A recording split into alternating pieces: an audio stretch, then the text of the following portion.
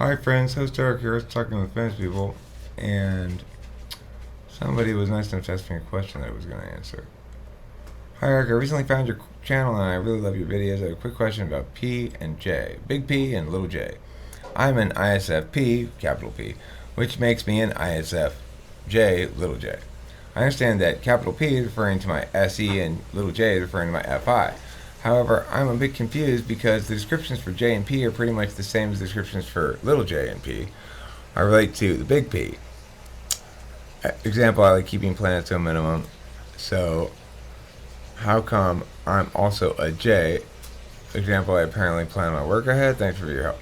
Alright, so I will answer this question in a couple of different ways. And I've talked about J and P before, but I like the fact that you're asking specifically, why is it that I feel sometimes like a judger and sometimes like a perceiver according to those definitions of those things? Or you're asking, why is it that I feel like a perceiver if I really am a judger? So I will answer by saying those generalizations, or whatever you want to call them, about perceivers and judgers need to be qualified substantially. It's absolutely true that perceivers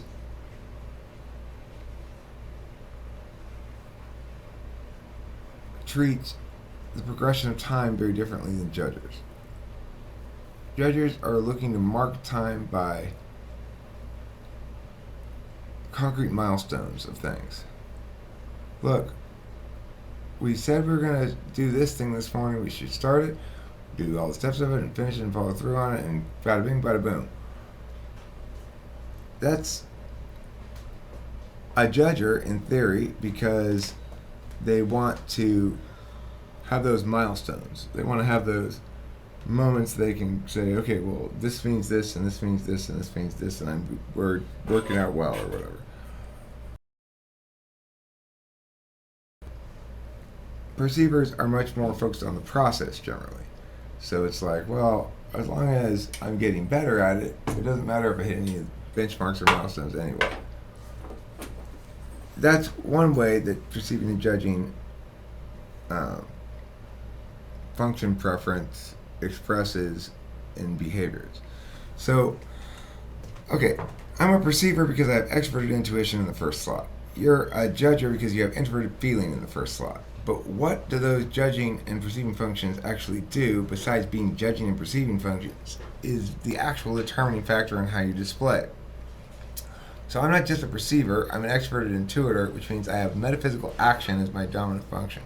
What that means is I ideate first. So if some new piece of stimuli hits me across the brow, and and I engage in some sort of analysis of it, well, the analysis I'm going to do is ideating possibilities off of it. Like, well, what if maybe this, and what if maybe that, and what if maybe this, and blah, blah, blah. That's my default course of ontology. In other words, that's the way I, by nature, express who I am, is by ideating.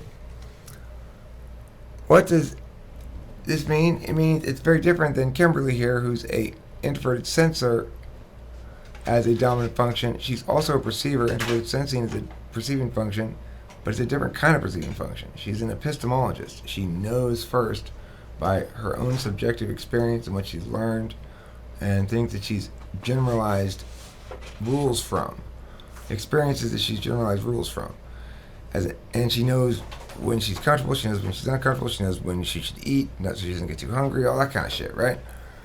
That's a different kind of perceiver, and it plays out very differently in terms of how the perceiver's ways specifically play out.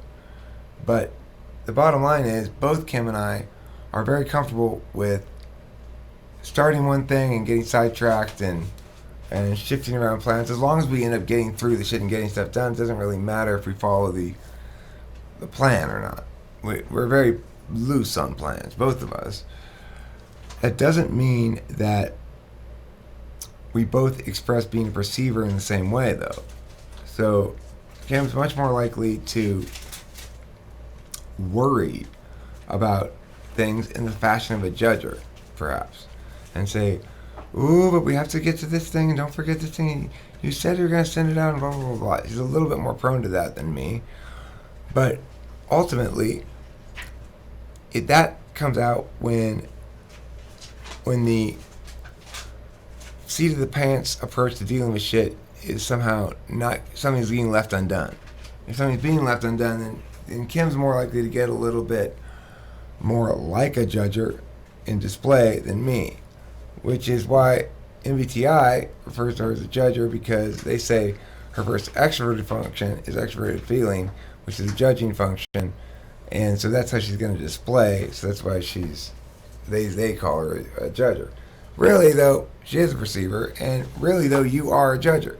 Now, you might say, but I don't like plans. I like blah, blah, blah, blah, blah. Well, the thing is, you're a judger, but your judging function that you have is introverted feeling, which is the subjective valuation judging function.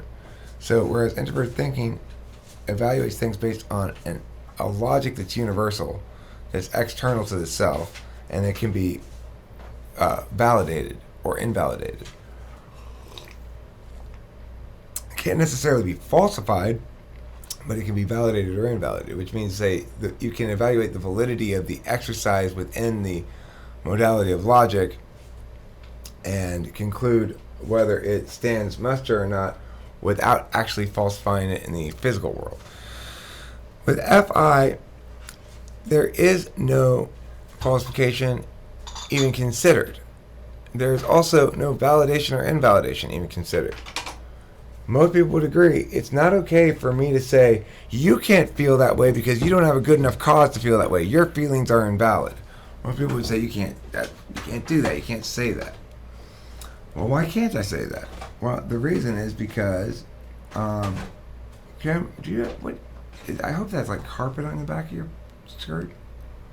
Can you turn around?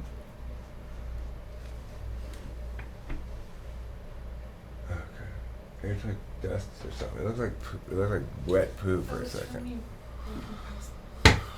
Okay. Well, you don't have wet poop. I just dust things, but it looks like wet poop for a second. Like you sat on some cat poop or something. Anyway, FI is the most subjective of the judging functions, and it's the least effective at understanding how you're going to do over time in terms of predictability. So FI is a function that provides very little predictability. As an ISFP, you're in better shape in a lot of ways than an INFP, because with extroverted sensing as your tool function, most of what you're going to do in life is doing shit, following through on shit, seizing the moment, making decisions, and you're going to be linking that, be driven to do that stuff through what you like and what you don't like, how you feel. It's much better to be in your situation with SE as a second function than to be in an INFP situation, because feelings and ideation don't produce any resolutions. It's like I can come up with different ways I might feel about shit forever, and I won't eliminate anything in the process. Whereas with TI, it's all about eliminating, definitionally, things that are exclusive of the definitions you've established. That's why TI is relatively absolute, not absolute. I've been given this card, but I don't have my wallet in which to put it. Okay, what am I making this video on?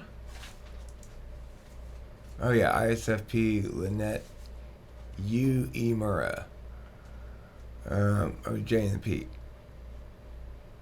Alright, so you're going to feel more like a P for sure, because your judging function is the most, it's the most subjective, most authentic, the most pure and true and real expression of yourself is your dominant introverted feeling. You know whom you value. You know what you value. You know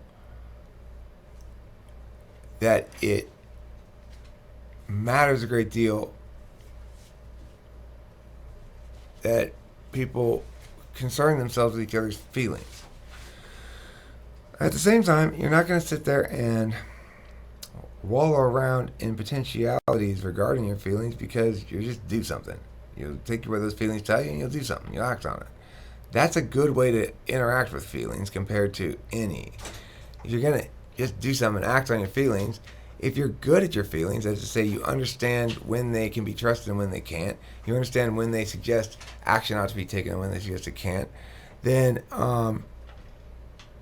you should be, you'll end up displaying a lot like a perceiver, an actor like an ENTP or an ASTP, except instead of with TI, you're going to be rolling FI first. So, ISFPs are usually quiet and unassuming, but if you start treading on something that they value deeply, they will freak out and scream and all kinds of stuff like that. So, ISFPs and I have always gotten along well. There's not a lot of commonality between ENTP and ISFP that I think one can build a relationship on.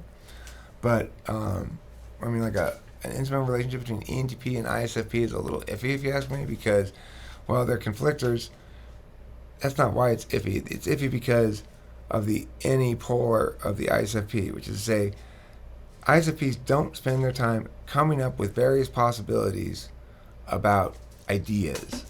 And it makes you guys appear to others as simple, egoless, maybe not super smart, and or very authentic, pure, enlightened kind of thing.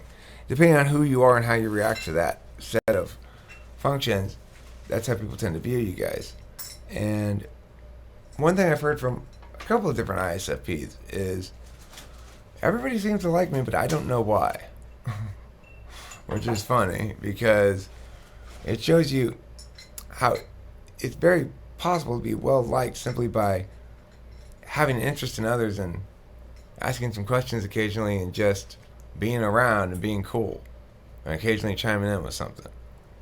Like ISFP, because they've got ignoring FE, they don't quite get how it is that their FISE pairing makes them so appealing to other people. But you guys are appealing to other people because you seem like you're shooting straight from the hip in a way that other types aren't. You seem like that there's no subtext and there's no ego concerns. It's just like you're actually existing in the moment, you and your feelings and your actions. So no ulterior motives. Yeah, no ulterior motives. So that makes you guys really appealing, and that's why people tend to like ISFPs a lot. And they tend to think they're mysterious because you guys don't have a lot of deep things to say. You're not ideating, but about you that suggests that you guys have some sort of deep knowledge. Anyway, that's my thoughts on ISFPs in general, and whatever question I was answering about P and J. That's right. So thanks to Lynette U.E. Murrah for the question, and I hope that answer was satisfactory. And if it wasn't, you're welcome to leave another comment complaining about my failure. Thanks for watching, and don't forget to eat plenty of cheese.